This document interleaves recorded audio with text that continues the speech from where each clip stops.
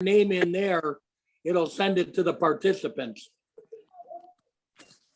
So perfect. Looks like we can go ahead and get going on this. All right. So welcome everybody. Couple of things. Just kind of nuts and bolts at the beginning. First off, remember the changes that were made this year with the rules meeting. You need to do the rules meeting before you officiate it all. It's not like it has been in past years where it had to be done, by a certain date to make you postseason eligible. You need to do that to do any games, any high school game. If you're doing a middle school game, you don't need to. What's nice about it this year is, in the past where you had to watch the same first 30 minutes about everything over and over and over again. Once you've done that, that's a separate meeting. Once you've done that first part, you only need to watch the rule specific meeting after that for all of them. And I think it's 15 or 20 minutes. So it's not like it is before. They've done a nice job of breaking that up. I know I was one of the people that complained about that because for basketball, as a coach, I used to have to watch about weather acclimation for an indoor sport and not, running them too hot. And so they've got that, but you need to have that done. Make sure you go on if you want to do the postseason and you put your eligibility in as far as your dates. You have to upload your schedule to the MHSAA, and it's on the website, and it's pretty easy. If anybody has any trouble with that, let me know. I can kind of walk you through it, but they've done a nice job at the drop down menus now. Just click on it, put in the date, put in where you're at. It's not like the old days where you used to have to do it all on paper and fax it in. Those, be a member in good standing. And then there's obviously the 30 question rules test that we're going to go over tonight. So are there any questions about any of that? Yeah, when is I haven't looked into the thing. When is the schedule due? I believe, let me double check that right now, but I believe it's April 20th. April 20th. I will double check that. You do all that online? Yep. But I believe it's April 20th. You figure it out? Hey. I'm in a Zoom meeting. Give me 1 second here, and I'll pull up that. Yeah. Submission of season schedule April 20th, completion of rules meeting April 20th. Yep. So they're both April 20th.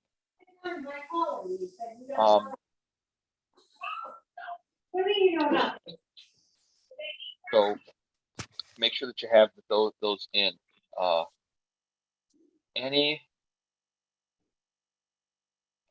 Okay. Got to click it twice. Yeah, I would just go to the link for my email. Is how I usually end up going. But yeah, you probably have to. So Mike says you have to click the red button 2 times to get to official services when you go on there. So good to know. Thank you.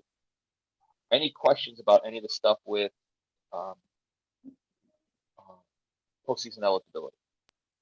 Ryan, on mine, it just says me. So just make sure I get credit for it. Will do. Jack Abbott. Yep, will do. Make sure. I'll All make right. sure that happens. Sorry about No problem. So Hey, no Ryan, can I question ask you Sure. a quick question? Since I've been down in Florida, I missed the other meetings. How many, and you have to, in order to get postseason tournament games, you have to go to 2 meetings. This counts as 1 meeting. Right. But I couldn't go to the other ones because I'm down here in Florida. So is it 2 meetings you got to go to? So it's 2 meetings. The first one was in person. I couldn't go to that one either. Rick Kraus did me a stand-up job and Right. that one. And then next week, it was Monday, but because of the national championship, it's moved to Tuesday. We have another one, and it's going to be virtual. Thank you, Ryan. So I wanted to make sure you guys knew Yes. all that and everything. That next week is Tuesday, April 5th. It's going to be 8 p.m. again. We're going to do tool meetings. They will be recorded. We'll upload them to YouTube later. It'll be because it'll be on Tuesday. Shane moving it to Tuesday, which is a great idea. 'cause And Bobby will send I- out, Bobby will send out an email, right? I will, yes. Okay, You said that one of them is virtual next week? Yep, though it's virtual next week, Tuesday. They'll send out a meeting. It'll be just like this. And- it'll be next Tuesday, right? And do your best to attend next week's meeting. If for some reason you can't, watch the recording, and just let us know. We'll work with you as far as meeting requirements. Don't stress too much about that. But that's next Tuesday though, right? Next Tuesday, Yep. correct? What time? We're going to do it 8 o'clock again to make sure we give everybody plenty of time for those who are doing games in the day. Oh, and Shane, nice job on Saturday. Thank you, I appreciate it. Yeah. Thank Which God game for a did you have? scorebook. I had the De La Salle Grand Blanc game. Yeah, Oh, thank God nice. for a scorebook. Yeah, we're a team. Scorebook and officials are part of the team. Yeah, Well, hey, You Ryan, and Ben- I didn't want to. you and Ben handled that well. Thank you very much. I didn't want to take up too much of your time. I just wanted to make sure everybody heard about the April 5th change, but it sounded like you had it covered. Perfect. Yep. Thank you very much, sir. All right. Sorry about that, Ryan. Oh, no problem. So, a couple of things really, just one thing really quick before we get started. And then I can go over the rules and I'll take any questions you have. Is just a reminder about the weather. Remember, it's 30-minute pause for lightning. Thunder is lightning. Just because you don't see it, thunder, and I assure you someone teaches this because it's already kind of come up with a friend of mine who's in a different state, but they tried to argue that thunder was not lightning.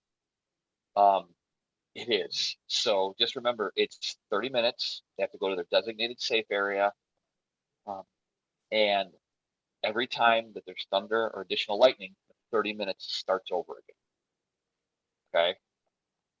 And I know that can kind of be a pain. I know that it can, lead to all of a sudden you having to say, coach, this game's going to be postponed then because, with as late as it is, we got 30 minutes, then we're going to have warm up, and there's no way we're finishing this game in, the 15 minutes remaining.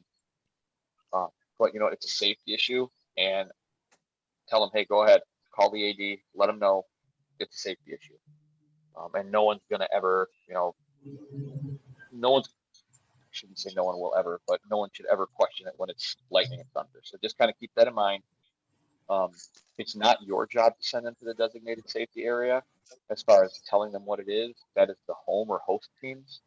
And sometimes it may be in the dugout. Some schools have got, brick and mortar dugouts, whatever, but it's whatever they determine, whatever the host school has determined is the safe area. So just kind of keep that in mind as we start to run into some weather here. There's no other questions. And I can go ahead and I guess I'll start with, are there any questions from anything on the test? Anybody have struggle with anybody have a problem with one, not understand one?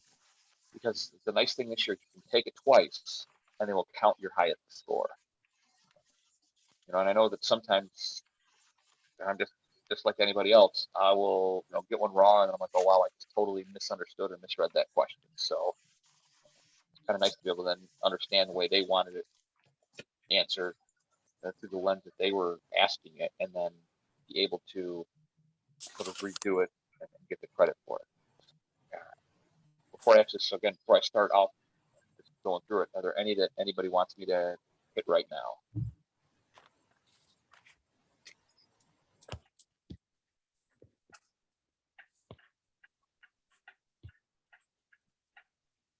We're Okay. not gonna go through the test individually, or? Well, yeah, I will, but I just didn't know if there was Okay. any that anybody had like problems with or anything like that. So, all right. So number one, with a 3-2 count, B1 swings at a high and inside ride ball. B1 completely misses the pitch that subsequently hits her shoulder. What do we have here? Ball is dead and B1 is called out for strike 3. Absolutely. Absolutely. By rule, you cannot be hit by a pitch on a strike. So if you lean, they lean into it over the plate in the strike zone, it's a dead ball strike. That's all that is right there. That's a dead ball strike, and it happens to be strike 3 for that young lady. Yep, kill it, then call her out. Number 2, when obstruction occurs, the umpire should give the delayed dead ball signal, regardless of whether there is a play on the obstructed runner. Is that true or false? I'd say that's true. True. Absolutely. And here's why.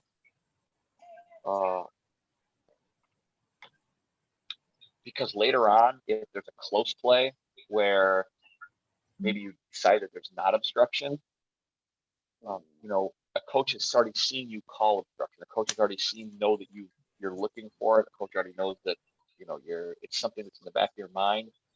And you can say, Coach, no, you've seen me call it earlier in the game, or you saw me, there wasn't there. I had you, Coach. I was watching it. And again, it lets everybody know that you are doing it. It also is a good time to let that player that obstructed kind of know, hey, even though there wasn't a play, you got to get out of her way. You got to give her the corner of the base. I have a question, and several of my questions might be, I know what the rule is in baseball. I'm trying to learn what the practice is in softball. In a potential obstruction situation in baseball where you've seen it and you determine that there is not obstruction, you give a safe sign just to indicate that, yes, I saw it, I got nothing. Is that the same mechanic in softball? So are you talking obstruction or interference? I'm talking obstruction, to where, let's say a second baseman is hanging around the bag, and there's a potential situation to where a runner may be obstructed with or not, and you've determined that there is not obstruction, but do you give a signal that says I got nothing? You do in baseball. Nope. You don't do it in Nope. softball? Nope. Okay. Don't give a signal. It's just nothing, which is again why kind of getting that arm up there is always a good idea. Even sort of when there's quote unquote nothing, because there's no play, because it gives you an opportunity to talk to the coaches, it gives you an opportunity to address it with the player, and it lets everybody know that you are aware of it, you're looking for it. So yeah, but nope, not in softball. Okay.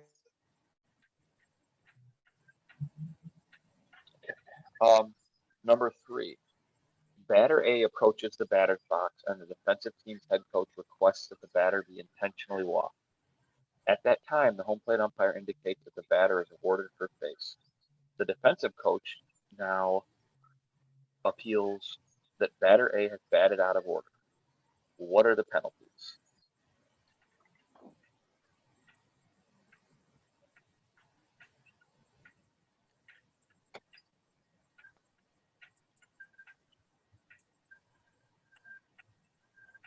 I What do we say got here? C, the appeal may be made at any time after home plate umpire awards the intentional walk, but before the next pitch to the batter.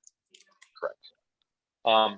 And that's absolutely true. As soon as the coach has put her on, her at bat is over.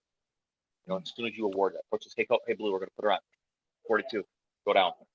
At that point, her at bat is over. And anytime before the next pitch, whether it's legal or illegal, that they can appeal it. This is the nightmare situation I always said for an official, because one of my things was when they put this rule in, I wanted there to be some type of clarity, some type of pause, because what I worry about is a situation like this where they're sending up a substitute and they haven't quite gotten it, and the defensive coach catches it and sends it. But until they clarify the rule, this is the way it is. So as soon as the coach says, hey, Blue, we're going to put her on, or a player, the catcher could say, hey, Blue, we're going to put her on, her at bat's done. She is now considered to be, completed her at bat. She is, heading to the base. She's on base. So as long as they catch it before another pitch is thrown, we can adjudicate it. Once another pitch is thrown, the order has just changed. That's all. Any questions? If that girl is on her way to first and the coach says she batted out of turn, you don't say anything, you don't give any instructions to the coach, say, coach, you got to wait till she's at first, or is that bat officially over even though she has not touched first base?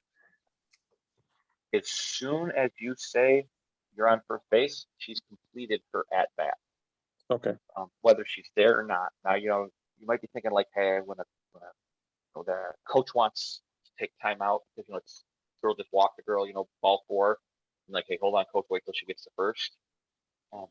Right, but no, in this case, as soon as he can start appealing it, as soon as you kind of say 42, take the base.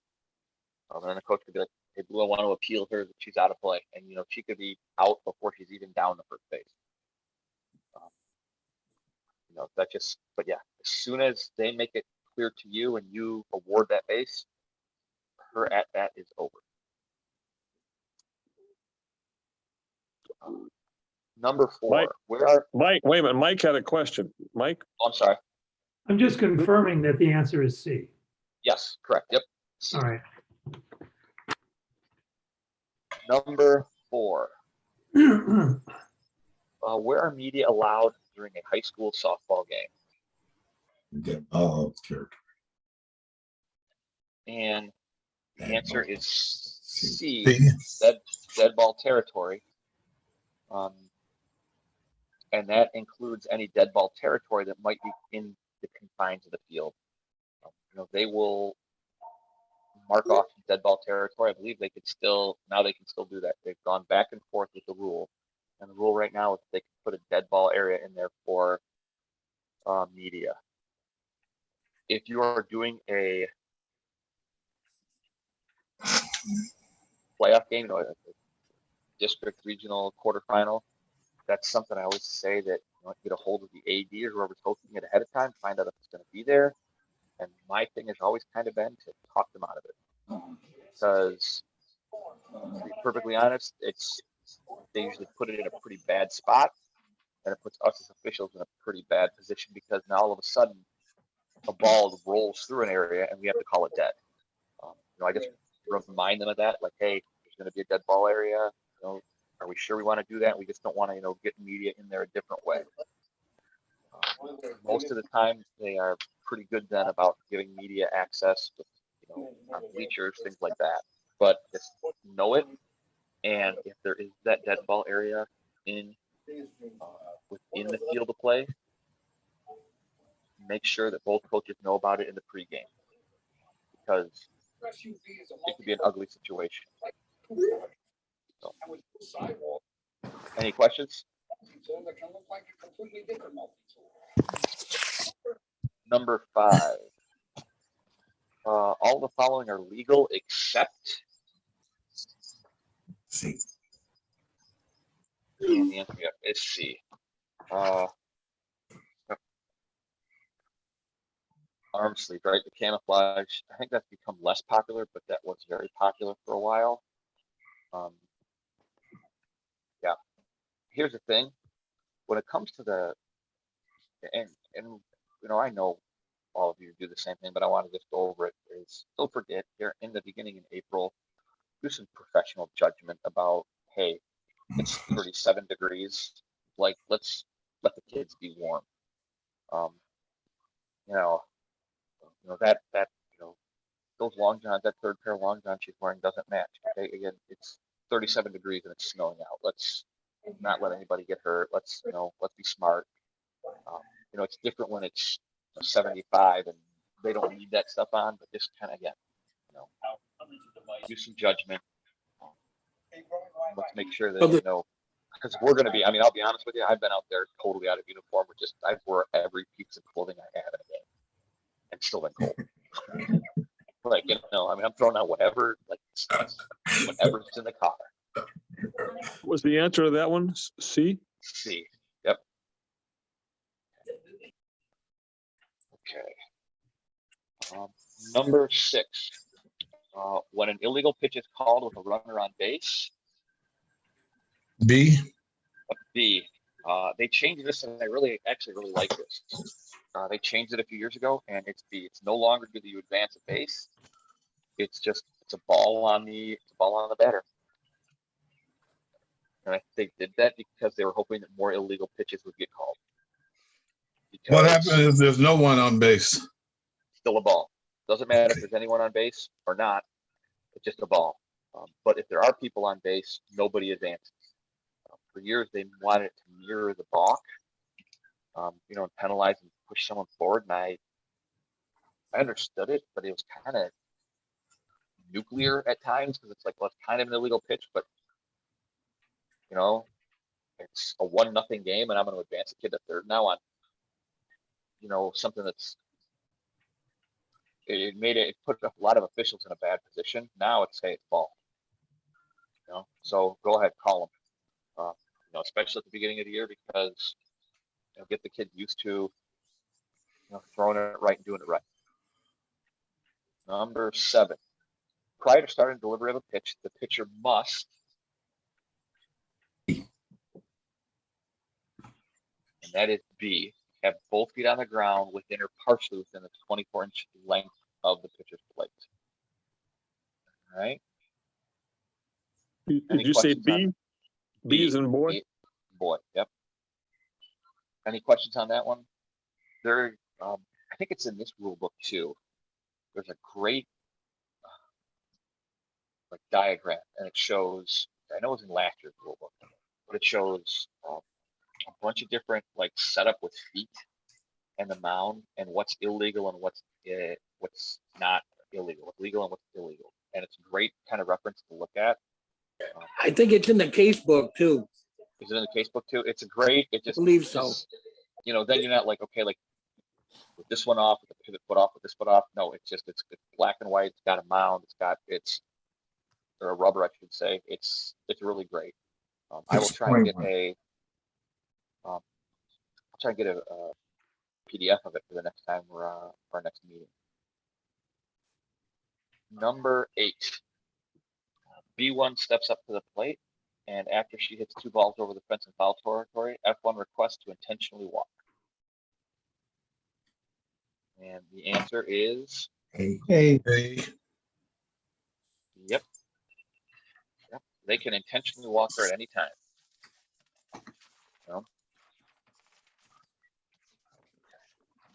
Number 9. R1 on first base and 1 out. R1 leaves the base prior to the pitcher releasing the ball. B3 proceeds to hit the pitch over the center field fence. The umpire should C. Yep. As soon as she leaves before the pitch, it's a dead ball. Nothing else matters after that. The hit over the center field, none of that exists. As soon as she leaves, it's a dead ball. She's out. Nothing else. Nope. Nothing else happens. Everybody else has to go back to the base. If there are other runners, the batter, it's a no pitch on the batter. Doesn't matter whether she swung, whether she hit by it. Doesn't matter anything. As soon as the runner leaves early, that play is over. So that's C, right? Yep. Number 10. R1 is on first base when B2 hits a ground ball to F4. F4 is in the baseline between first and second when F4 misplays the ball. R1 crashes into F4 while attempting to recover the ball. The correct call is A. A. The correct call is A. If it's within a step and a reach, all right, it's interference. If it's more than a step and a reach, so it goes off her hard, it's 2 steps ahead of her. It's 3 steps ahead of her. Or it gets kicked off of her to the right. It's 8-10 feet to the right of her. Then she's got to get out of the way. But if it's within a step and a reach, right, the runner still needs to, that's still be considered a fieldable ball. Now, can't remember what somebody said something about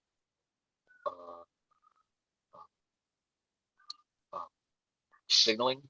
It's not an official signal, but right there is where I would kind of give, it's gonna be close to a interference call, but it's not. I'm determining that it's not. That's where I kind of go like this.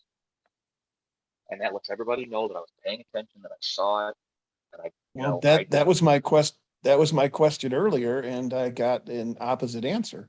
I you said, asked well, about I asked about a potential interference obstruction, I'm and it didn't matter so- whether it was an interference or obstruction. I just wanted to let the team know, the coaches know, I saw the play and I got nothing. okay. And that's what we do in baseball, but if we don't do it in softball, then that's what I wanted to clarify. Okay, so I guess I misunderstood. You were talking about obstruction there. I do it with interference. I'm sorry. I would say I do it with either, and I didn't know whether softball was anything different. It's not an I'm official just- mechanic. It's not an official Mhm. mechanic, but I always do it. The reason I do it with, I don't do it with necessarily obstruction because there's not. I do it with interference because there's a possible play with a ball, just to let them know. Here we go. Okay. So if you want to do it with obstruction, again, it's not the official one, but I always thought that like with interference, at least you should do this and swing it. Okay, that's Well, isn't interference immediate dead ball? So Right. But again, Yeah, you're just kind of letting them know. interference would be. Right, interference would be, but you're just kind of letting them know. I'm watching. I didn't. It wasn't there. There was nothing there.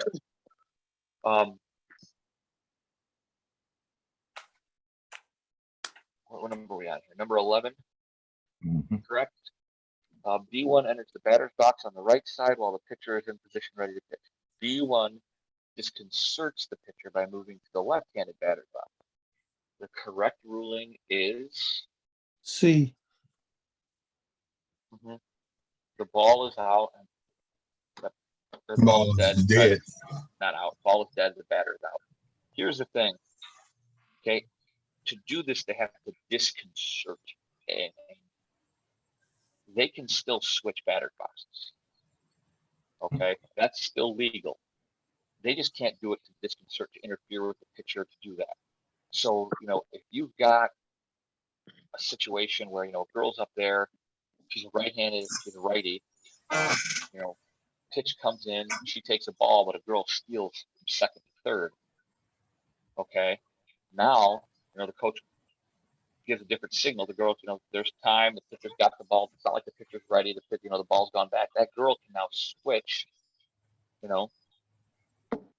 to the other batter box, because now they're going to try and have her slap it to, maybe squeeze her in or do whatever. She just can't do it while the pitcher is ready to pitch, while, anything to interfere with the pitcher herself. Does that make sense? So, hey, the pitcher's not even on the rubber. Hey, Blue, especially, a lot of times you're going to have the coach call timeout when this happens, because now he's sending, a bunch of different signals, because he's going to have, she has to switch, he's doing this. So a lot of times it's going to be timeout or whatever. That's, hey, you can't disconcert while there's timeout. Does that make sense? Mhm. So if they do it to try and interfere or mess with the pitcher, yes, dead ball, they're out. But if they're not doing it for that reason, they're just doing it as part of the game, in between pitches, whatever, that's perfectly legal. So the answer So is the C. answer, The C, answer is C, yes. 12. Who can detect a batter who enters the batter's box with an illegal bat or is discovered having used an illegal bat? See. 12, yep, it's C. See. It's C. Only the umpire or the defense can detect it, which makes sense. Obviously, you're not going to have a fan in the offense. Maybe they will. I don't know. But yeah, so the answer is C, the umpire or the defense. 13, R1 is caught in a rundown between third base and home. As R1 is attempting to return to third base, R1 is obstructed by F5 and subsequently tagged while off the base by F6. The correct call is B. correct call is B. Now here's the difference between baseball. Baseball is always right. If I'm and I don't want to, but baseball always awards a base, correct? When there's obstruction between bases, I believe. I'm not an expert on that, but in this one, it's you delay dead ball, left arm up. Once the obstructed runner is put out, it becomes a dead ball, and you award whatever base you feel they would have gotten to had there been no obstruction. Here's the thing, by rule, it's not in here, but by rule, you cannot be put out in between two bases in which you were obstructed. So if I'm obstructed between first and second, I can't be tagged out no matter for any reason between first and second. That's something you may have to get with depending upon how the obstruction went. You may have to get with your partner. One of the things that I always try and do, and I see a runner get obstructed, is I kind of in the back of my mind try and tell myself, how many steps did that cost us? You know, I mean, that was like a 2-step obstruction. So then, I've gone, and I was like, well, I know I've done this with you. Well, we'll get together and I'll be like, she gets thrown out at home. And so the question is she going to be at third or home? And my question is, hey, how far out was she? Well, she's out by half a step. Okay, you know what? We're giving her home then, because I had probably cost her a step and a half, 2 steps with that obstruction. Now, if you tell me, hey, she was out by like 3 steps, okay, we're going to put her back at third. You need to determine where she would have gotten had the obstruction not happened. Any questions? 14, after the lineup cards have been submitted and verified by the plate umpire, the opposing coach has the player arrive late and wants to add that player to the lineup. C. C. C. Umpire will add the player to the lineup until issue a team warning to the head coach of the team involved. What will happen if another one shows up? Be restricted to the dugout? Right. If he wants to add her, she'll be restricted to the dugout. And that goes with any correction of the lineup card. So if there's a mistake on a lineup card, whether he wants to add it, whether he screwed it up and did something, had numbers and names wrong and all this other stuff, it's not a penalty per mistake. It's one penalty for each time you correct. So it's kind of like in basketball with the book, you take a T, but you get to make all the corrections right there from all the screw ups. Now, after you've done those corrections, if there's still more screw ups, you let it go on, then there's another T.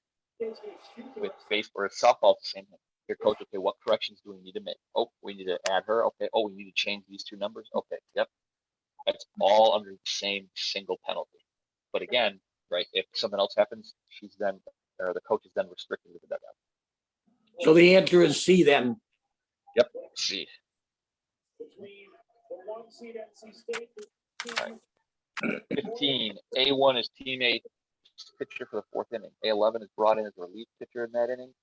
Teammate's coach wants to re-enter A1 in the 4th inning as the pitcher. And the correct answer is A. It's perfectly legal, but just a reminder, if you've already pitched in that inning, there are no warm-up pitches given to you. Unless she's injured. Yep.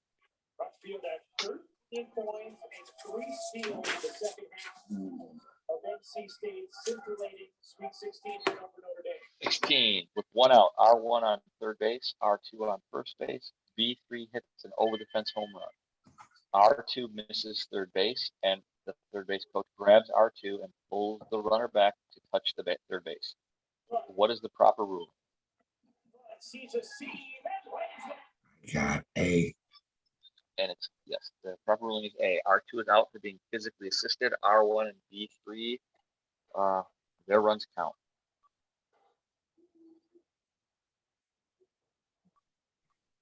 Mhm. How many outs were there at the beginning of that play? 1. If there were 2 outs, would we have the same scenario? No, Nope. no. Nope. It becomes a timing play then. That's what I would have assumed. Yep. And you're really hoping that doesn't. So that's one of those, please get, please get, please get, we've all been there. 17, B1 bunts the ball down the third baseline. F5 throws the ball towards first base, hitting B1 in the back as B1 is running to first base. B1 is running with the right foot in the 3-foot lane and the left foot in fair territory past the line. When B1 is hit with the ball, the left foot is in the air. B1 is guilty of interference and should be ruled out. Is that true or false? False. True. False. True. That is true. Really wants his dream house. Party downtown about it from Rocket Home. Even though her left foot was up in the air, not in fair territory. No, it says that her right here, right foot's in the 3-foot lane. Her left foot is in fair territory. Past the line. Past the line.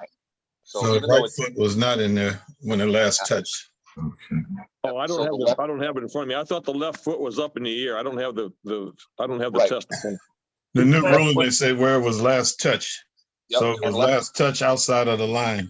Take hold of the world spotlight overnight. Create your own. So that would be true. Be a cover model. Yep, well, Yes. the left foot, yep, is in fair territory. It's a fair territory past the line. So whether it's touching or up above it, it's in fair territory. Yep, and that's true. Ryan, Because her left foot previously was in fair territory. If her left foot had been in foul territory in the 3-foot line and then over the in fair territory, but she got hit, it would not. She would not be out. Okay, so let me see if I understand your question correctly. So in other words, if she's running in the 3-foot lane, correct? Both feet are in foul territory, correct? Workday. The finance She HR. then is, her left foot then is up and over in fair territory, but has not touched yet. Is that what you're Right. asking? Correct? Right. I would say yes. right. Guess what? She's I would say safe. she would She's be not safe. out. She's not, no interference.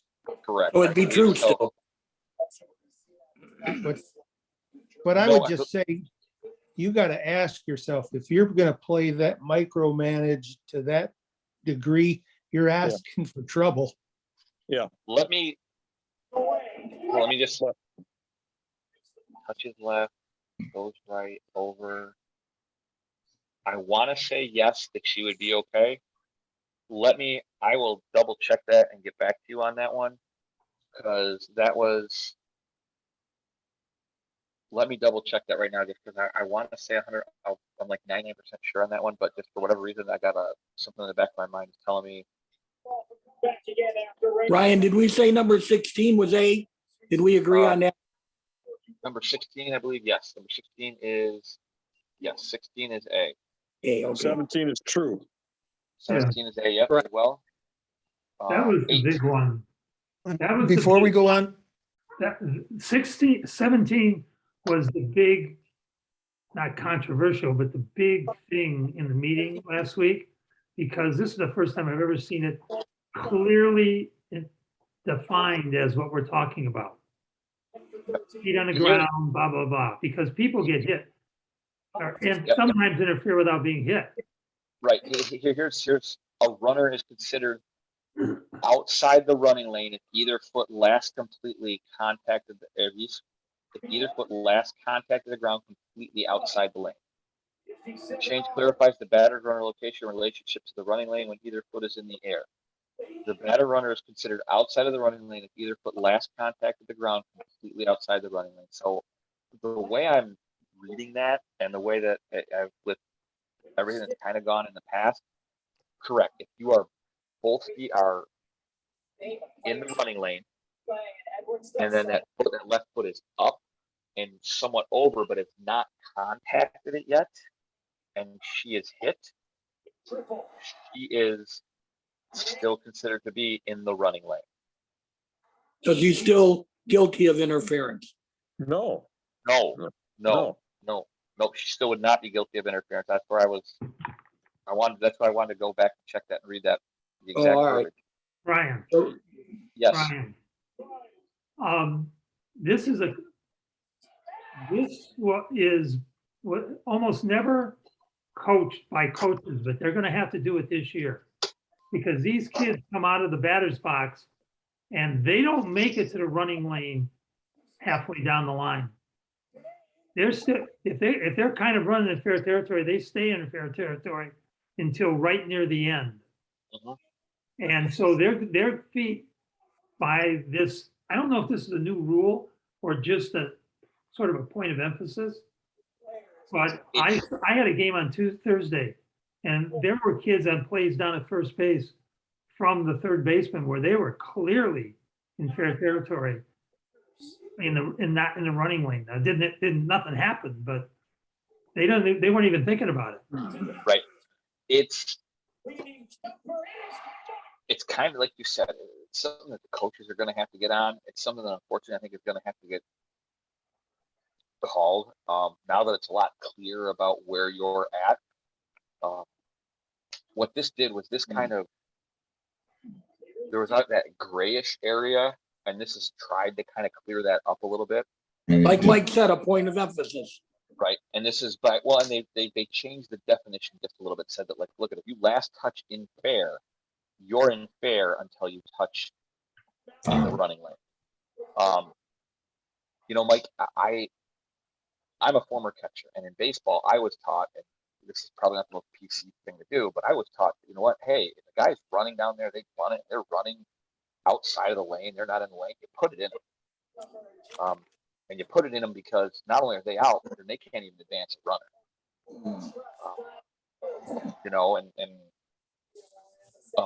It's kind of the way that, a shortstop is taught to throw through the runner, throw through that runner coming down to second base because they need to get out of the way. As bad as it sounds, I think that's something that has to start happening in softball, where they gotta, because like you said, the girls, for whatever reason, they don't go over there until the last couple steps. And I don't know why it is. It's not just like it's bad teams, it's good teams, it's bad players, it's good players. And yeah, it's going to become an issue. Before we move on, I have two questions. In baseball, when there's a play, let's say the catcher, a bunt in front of the plate has clear obstruction by the runner. That's not in question. He has to make a throw in baseball. He can't just do a fake throw because he's going to hit the guy in the back. Is that the same in softball? Must there be a throw for there to be an interference? No. There does. So, okay, it's the same. No. There does not have to be a throw. Are you sure? Let me clarify. Let me clarify. In baseball, if there's there's an obvious interference going down to second or third base, there does not, let's say the batter interferes on a stolen base, there does not have to be a throw, just an attempt. But if it's a bunt in front of the base and there's obstruction by the runner clearly inside the foul line, there has to be a throw in baseball. Are you telling me there does not have to be a throw in softball? I believe there does, but I'm looking it up here. I swear it does have to be a throw. It was a casebook play too. Okay. And while you're looking up that, Bill, my second question is, and I mentioned this in the meeting, it's my understanding that if you determine that the runner was on the inboard side of the foul line and you have an obstruction or interference, there does not have to be the runner hit by the ball. If you think that the fielder's attempt to field the ball was impacted by the runner being out of position, you can award the interference. Is that correct in softball? Yes. Yes. Okay, perfect. Good. Okay. Because you don't have to, if they try and, make that, they see that and they try and throw the goofy throw around them or throw above them or throw, you know what I mean? Try and take that step out. Yep, absolutely. Yeah, and that makes perfect sense from a fairness point of view. Right. Yeah, we're not going to make them throw it in the kid. The reason, could I make a comment? The reason they don't have to hit the kid is because the first baseman's view might be obstructed if it happens in that last 5 feet or so. So, and the ball goes without hitting the runner, but they mishandle the throw because they couldn't see it. Right. That's the same as if you hit her. Makes perfect sense.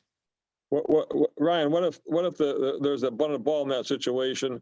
The runner, the batter runner is running way inside of the foul line. The catcher grabs the ball, and the batter runner is so far inside the first baseline, the catcher just doesn't throw the ball because wow, that runner was way. I couldn't throw that. The runner's way inside, never throws the ball.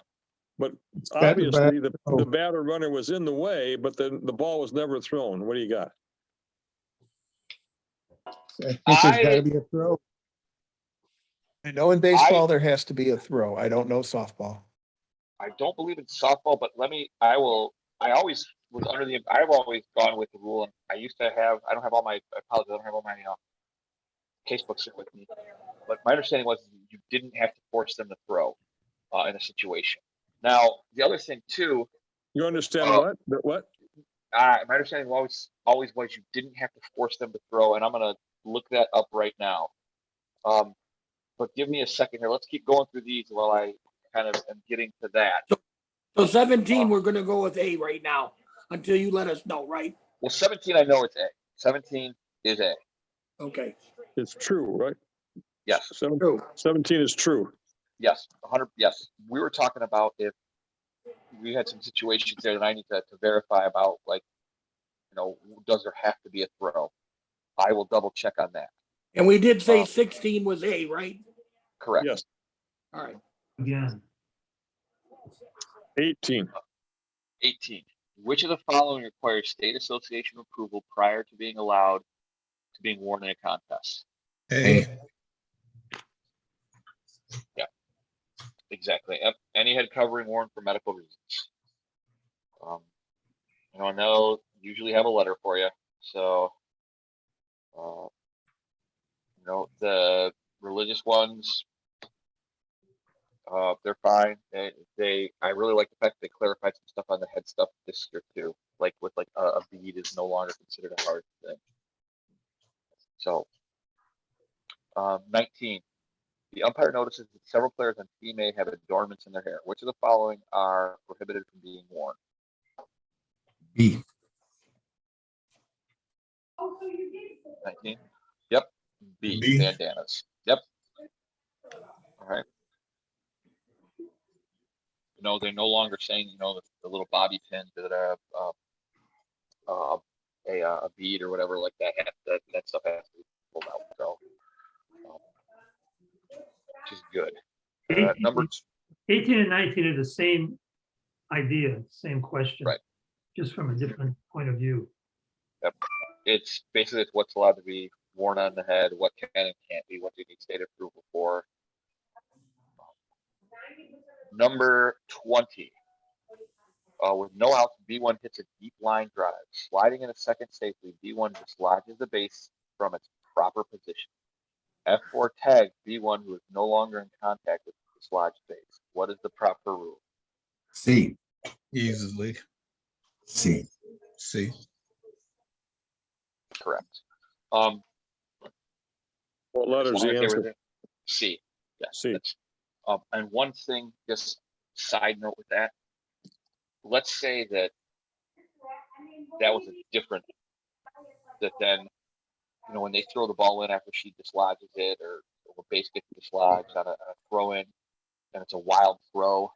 So that player gets up and starts running, and a player behind that player gets up and starts running, and you've got a dislodged base. They don't necessarily have to touch the exact base. If they make an attempt to touch where it was at, that base gets kicked 5 feet into the outfield, or gets kicked 6 feet somewhere, whatever. Where that's at. They run by and they make an effort to touch where the base was. That's considered touching the base. They don't have to run and actually touch the base way out wherever it was. You'd think that people would kind of go with that, but I've been in a position where people are arguing that. So 21. R1 is on first base. B2 is at bat with a 0-ball, 2-strike count and no outs. B2 swings at the pitch and the foul tip is caught by the catcher. B2 runs towards first base as R1 is diving back to first base. B2 collides with F3, who is attempting to catch the thrown ball from F2 to tag R1. What do we got there? I got D. C. I got The answer is C. B2 is struck out and is charged with interference.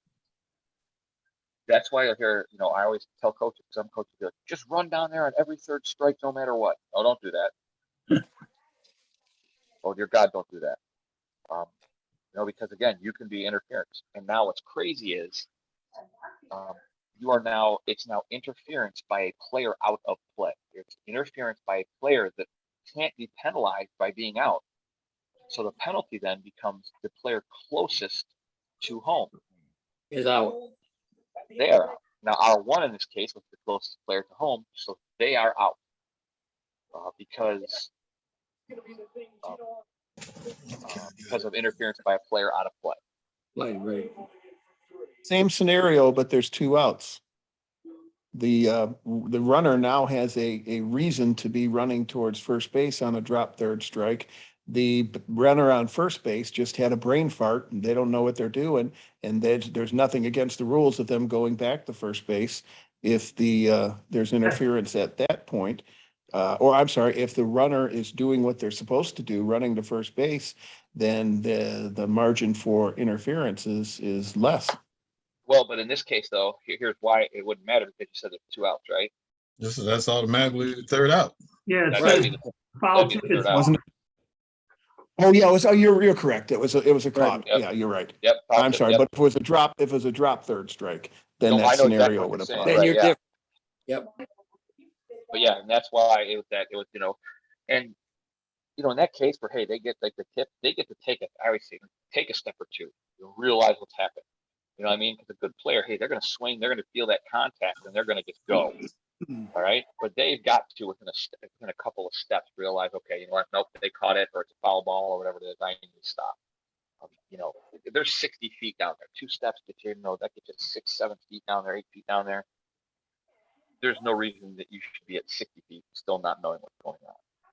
It's an unlikely scenario, of course.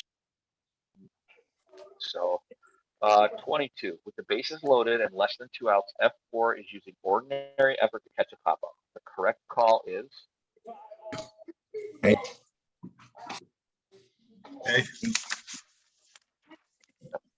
infield fly if fair.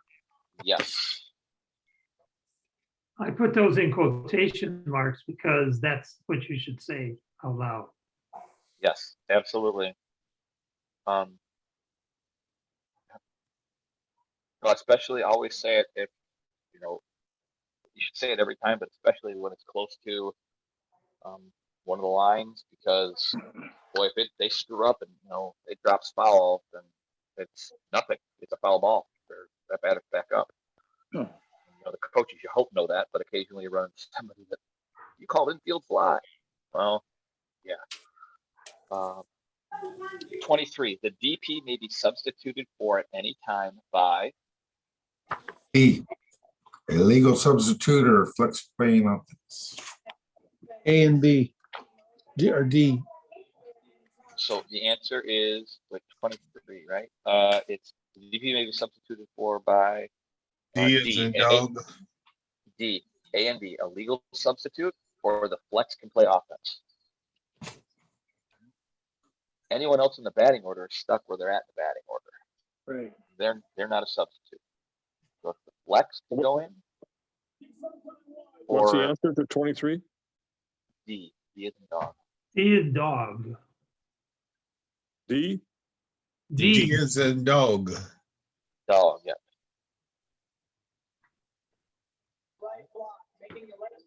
24. Time after time. R1 is on first base and attempts to steal second base. The catcher attempts to throw out R1. The throwing arm contacts the plate umpire.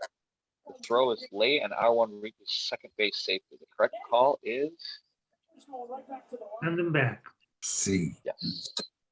24C. Delayed dead ball because there was umpire interference and R1 reached base safely. R1 must return to first base. If R1 is out, there's nothing. 25. V1 hits a high fly ball down the line to right field. F9 with both feet clearly in fair territory reaches across the foul line and attempts to catch the ball. While the ball is still in the air, completely over foul ground, the ball deflects off F9's glove and lands in fair territory. The correct call is Wow. A. foul ball. Foul Doesn't matter ball. where your feet. Doesn't matter where your feet are. Matter where the ball is. 26. 26. B1 bunts the ball in front of home plate. As B1 is running to first base, B1 is hit with the throw from F2, which of the following is used to determine if the runner is out for interference. A. A. Is that what we all think? Hey, A. A, yep. If either foot last contacted ground completely outside the 3-foot line. The one caveat I would say with this is to make sure that they're hit after that lane has started. You know, that the catcher didn't make such a great play that they hit him way before they get to the running lane. That's unlikely, but if you've got a slow runner and you got a really good catcher, or you got just make sure that they're to the point of the running lane.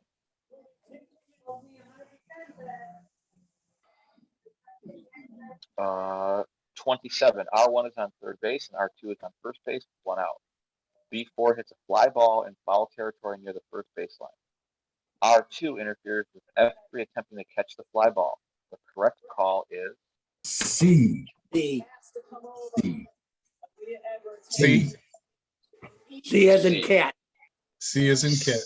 C as in cat. If the ball is dead immediately, R2 is out and B4 is charged with the foul ball. As soon as they interfere, yep, it's dead dead ball. ball, they're out.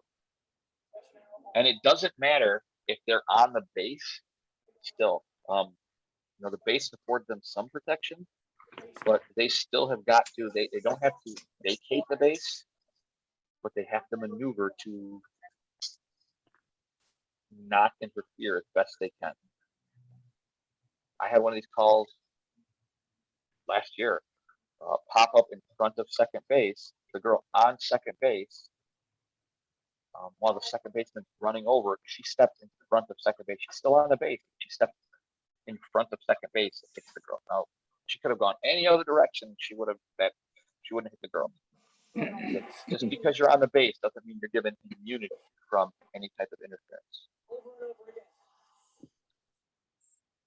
Now, in baseball, if a runner is on, let's say a runner's on second base and there's a runner on first base, less than 2 outs, if a batted ball, let's say a pop-up that hits the runner on second base, an infield fly situation, as long as there's no interference, the infield fly situation protects that runner. Is that the same thing true in softball? You have an infield fly situation, a runner on second base.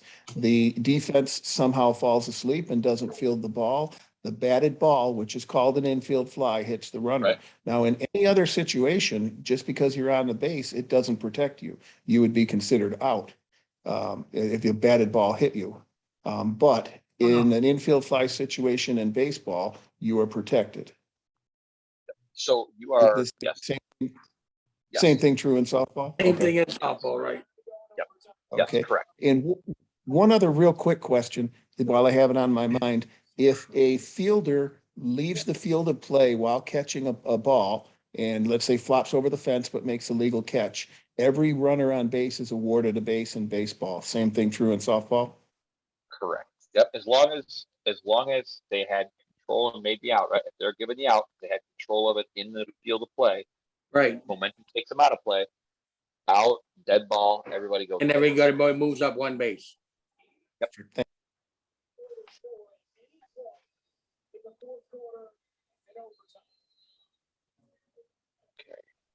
Uh, 28. 27, or 28, I'm sorry. Umpires are working the plate are required to wear a mask and throat protector. Yes. Yes, yes. 29, any fielder with or without the ball may make a dead ball appeal by verbally stating the runner missed the base or left too soon. True. True. Yep. Hmm? Anybody can do it. Just, hey, Blue, you left too soon. Yep, absolutely. Yep. 30, F1 is wearing a sweatband on the pitching wrist. The umpire judges distract. This would result in an illegal pitch. False. Stuff on the pitcher. Take it off. Yep. It's kind of like the jewelry, where I tell everybody that it's by rule. So, a girl with jewelry or whatever, hey, coach, by rule, she can't play with it. So we're not, by rule, if she's going to step on here, she's going to have that off. There's no, okay, same thing with the pitcher. She can't throw a legal, or she can't throw a pitch while that's on there. Okay, she can't, so it's not going to be a legal pitch, it's not going to be an illegal pitch. She's just not going to throw with that on. She needs to take it off to be the pitcher. So it would be false then. Correct. It's false. Yep. She's not going to be allowed to throw a pitch with that on. So it won't matter if it's legal or illegal. It's a pitch period. It's a no pitch if you catch it at the last minute. But you're just okay. Don't even step on it. You got to take that off. But take that off. Take that off. But we're done discussing this. Take it off, or I get a new picture. Hopefully, it won't come to that. But yeah, by rule. So, are there any other questions? Was 23 was D as in dog? 23. Let me look on that one. Yes. Yeah. Yeah. Thank you. No, that's another player you don't want to put to the free throw line. So However, I will double check on that one for does the ball have to be thrown or not? 16, right? Well, 16, the answer to 16 is, That's the one you're gonna check on though, right? well, no, not 16, you mean No. 17? 17. 17, Seven- okay. Yeah, 17, it's A is the answer to that one, but I'm gonna double Right. check on whether or not the ball has to actually be thrown or not. Okay. Or it has to actually hit the runner, even though I don't think it has to. You may as That well. I know it doesn't have to do. I know it doesn't have to hit the runner. All right. Because that was a big thing about like we're not going to make a kid hit another kid. Like we're not going to, otherwise you're basically telling by rule you have to hit this kid for them to be penalized for making a mistake. That one I know. Whether or not it has to be thrown or not, I'm not sure. So I will double check on that. Are there any other questions? Good job. Yeah, thanks, Ryan. Thank you very much. Thanks, Brian. Yeah, have a good one, gentlemen. I appreciate your Okay. patience. No problem, anytime. Any Right, questions? Hey, and any questions, let me know. My email address is on the website, so. All right. I'm Thanks, down Ryan. here in Florida. I'm down here in Florida, you guys, and I was hoping to eat some alligator, but all I have was a crock pot. Where are you at, Joe? Sarasota. Okay, I just got back from Fort Myers. I've been down there for 2 months. You guys know that, Oh, life's tough. you know why ants can't get COVID, right? Ants cannot get COVID. They Why? have antibodies. Oh, nice one, Joe. Bye, I'm leaving. Real nice. All right. Bye, gentlemen. Have a good one. Have a Yeah, good one, thanks, Ryan. folks.